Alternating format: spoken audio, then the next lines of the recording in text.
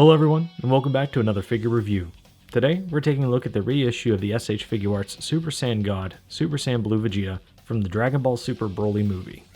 For those of you not familiar, Tamashii Nations gave us the ability to vote on which figure we'd like to see from a list of figures to celebrate S.H.Figuarts' 15th anniversary, and this happened to be the figure that the community voted on, with 276,783 votes being cast as a whole across multiple lines. Whether or not those were all unique votes, I'm not certain. I do remember voting twice, and it coming down to 3 figures. Scatter Vegeta, the Super Saiyan Blue Vegeta we see here, and the original Goku Black, which I was personally voting for, but alas, it was not in the cards. It goes without saying though, Vegeta's reissue was needed, as the figure was fetching anywhere from $125 to $200 on the secondary market.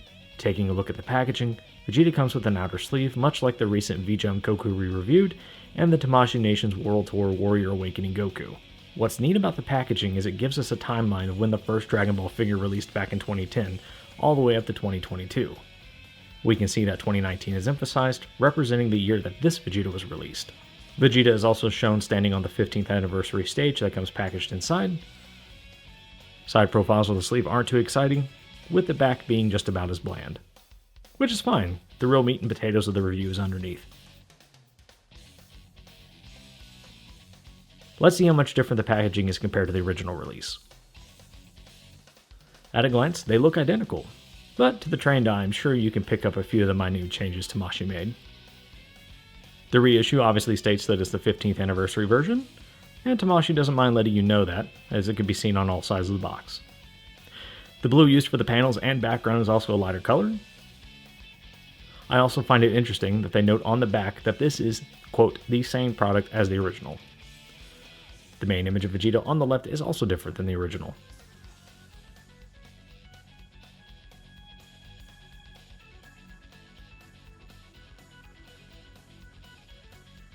Here's a look at the bottom of the original and the reissue.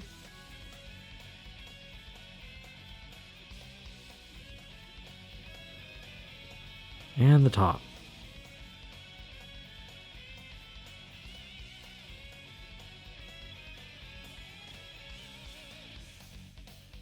Taking a look at the paint and detail, Vegeta here is not lacking in this category. The hair is done in a nice blue pearlescent, with the faceplate having nice print work, and the ears have a nice wash highlighting the features. Sadly, there is no other shading that I can see on the figure, but I personally don't mind. This iteration of Vegeta's battle armor is probably my favorite of all the Vegetas Tamashii has released. The jumpsuit is a navy blue, with the armor being a mix of gray, yellow, and white to complement the darker blue Tamashii went with. The boots are done in white and have a gray outline around the soles, with the yellow toes of the boots being done in the same pale yellow as the armor. I will argue that the yellow pieces of Vegeta's armor could have benefited from some panel lining, but I'm sure that's nothing a Gunpla pen can't fix. Getting the accessories a little early, we must mention the other reason why this figure was so popular when it was first released, the Super Saiyan God head sculpt. This head sculpt is the only official iteration of Super Saiyan God we have for Vegeta, and it is done in a brilliant crimson red with plenty of pearl flake to really make it glisten under lighting. Like the Super Saiyan Blue faces, the ears also have a nice wash to make those details stand out, with the print work being done just as nicely. Alright, getting the articulation here for Vegeta. If you've owned any 2.0 Vegeta, all this is familiar territory to you. However, if you've owned a Super Saiyan Blue or a 2016 Super Saiyan Vegeta, you may remember that it has a bit of a stanky leg here. What I mean by that is the thigh, for whatever reason, is spring-loaded, and if you just barely moved it, it would want to instantly back into a neutral position. So I remember on my original copy that I had unboxed and no longer have because I've sold it, you had to get it out pretty far to keep it from wanting to rebound. I can confirm right here, right now, and you can skip to the end of the video, it's fine. This is probably why most of you are here anyways. They have fixed this issue. We're done. Alright, great. Go buy. You can go buy it. It's almost perfect now. But is it? Starting from the head and working our way down, Vegeta here is on a ball hinge for the head, and I want to point out on my particular copy, this is... Ooh, if you look here, mine is not completely snapped together, and when I originally took this head off to swap on the red head, it didn't break, but it came undone. I was able to get it back together, but mileage may vary. Be careful. Just double check it. And anyways, for all of you that are familiar with the ball hinge, we all know that it has to be in the position you want it in order to get the head to move the way you want it to. So that means side-to-side movement for Vegeta is very limited as it stands. The head can look down that far, and you can look up that far. Maybe a little more, yeah. If you want Vegeta to look down a little bit further, you can kind of push in, and then there's like a little hump, I guess you want to say, that Vegeta kind of has to clear with that little extra oomph that you give it. So keep that in mind. The torso has an extension, has some side-to-side movement, and Vegeta can lean forward this far. Actually, I think he can get just a little bit more. Yeah, he can lean forward that far. The gap is acceptable. He can lean back. He can lean back, opens up another dimension into his upper torso, and can lean back that far. You have to kind of tuck him down a little bit, but he'll get into a nice leaning position. But you still run into some panel gapping. I don't even know what we call that. It's not good though. For the arms, Vegeta's arms peg in. They're a ball and socket. They rotate a nice 360. The bicep swivel is up here, 360. The arms are double jointed. The wrists are also on ball hinges. So again, you will have to get that hinge where you want it, when you need it, to get the articulation that you want. The arms can almost T-pose, not quite there. Vegeta does have nice butterfly joints. You can get quite a bit of range out of it. And hey, they match the color of the armor. How about that? Or the jumpsuit. I will note, you want to be careful when rotating the arms. You can get a bit of scuffing and paint transfer if you're not careful. And this might be kind of hard to see, but Vegeta here has a bit of a scratch from the white here. So just keep that in mind. For the lower torso, Vegeta rotates about that far. That is not a very pleasant sound. I wouldn't push it any further than that. You have been warned. For the legs, Vegeta can kick out that far. You kick out back that far. From what I understand, if you take the leg off, there is a piece in there that actually kind of limits the amount of rotation that you get.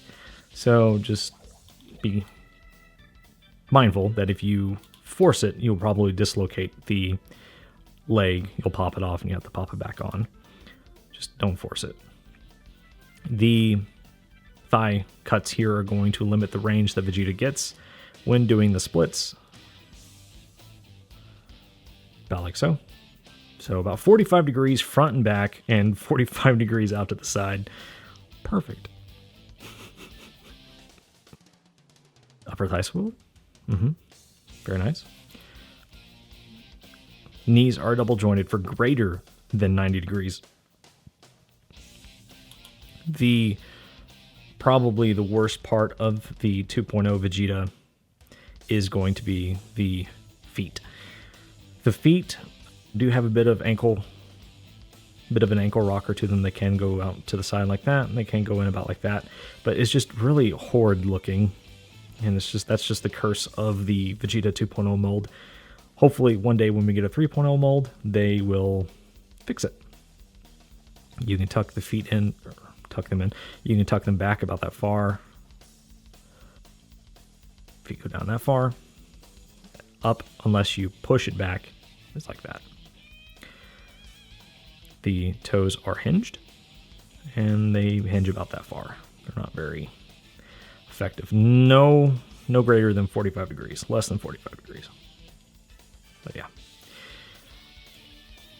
Overall, the articulation for Vegeta is acceptable. You'll be able to get Vegeta into the poses you want.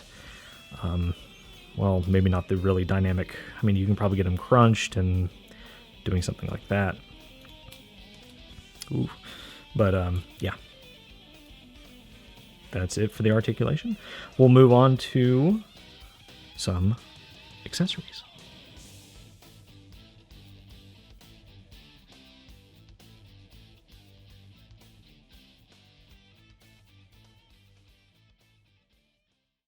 Now for the accessories. Besides the neutral face you get with Vegeta right out of the box, he does come with 2 extra faceplates.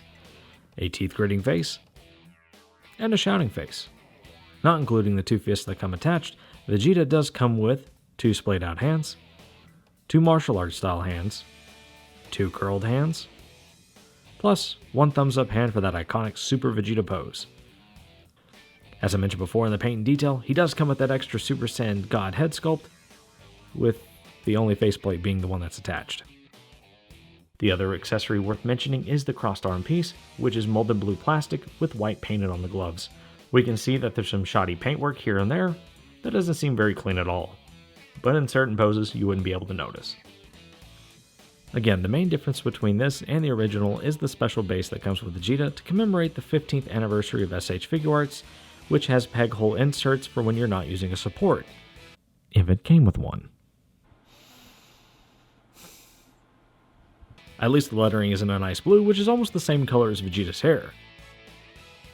For the comparisons, here's Vegeta next to the Super Saiyan Full Power Goku with the Super Saiyan Blue head sculpt, which we can see almost matches, but Vegeta has a little more pearlescent to his. The Super Saiyan Vegeta, Awakening Super Saiyan Blood. Personally, I am a fan of the hair sculpt on the Super Saiyan Blue Vegeta. The Monster Arts Blue Eyes White Dragon that we just reviewed. Please check it out. Shameless plug here.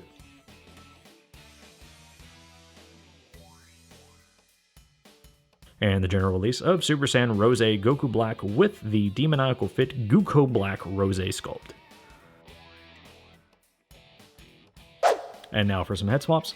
We'll be taking a look at what the Super Saiyan God and Super Saiyan Blue head sculpts look like on the Super Saiyan Vegeta body, and vice versa for the Super Saiyan head.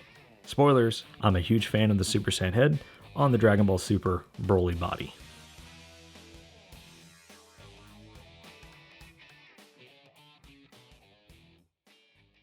So for my closing thoughts, I think this is a reissue done right of one of the most popular characters and figures within the S.H.Figuarts Dragon Ball line. There are subtle changes between the 2 releases, and to some it may be enough to warrant buying the reissue or skipping it entirely. The original Vegeta Blue is the first figure I bought more than 1 copy of, so this figure holds a special place in the collection for me, and I personally feel like this is one of those grail figures for any S.H.Figuarts Dragon Ball collector. Like some have mentioned with the original release, it is a bit of a bummer that we do not get any extra faceplates of the Super Saiyan God head. I only hope that Tamashii will either A, give us an entry-level Super Saiyan God Vegeta like they're doing with Goku, or B, as bad as this sounds, make him one of this year's SDC event exclusives. Because we all know how much Tamashii likes to take their web exclusives and turn them into con exclusives. And that's not throwing shade at Tamashii, it's just how Tamashii be doing Tamashii things. You know it, I know it, everyone knows it. But if a person really wanted the extra faceplates that badly, they could scour the internet for a set made by Demoniacal Fit or Tonson Art Toys.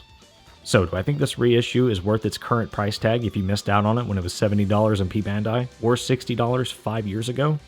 Yes.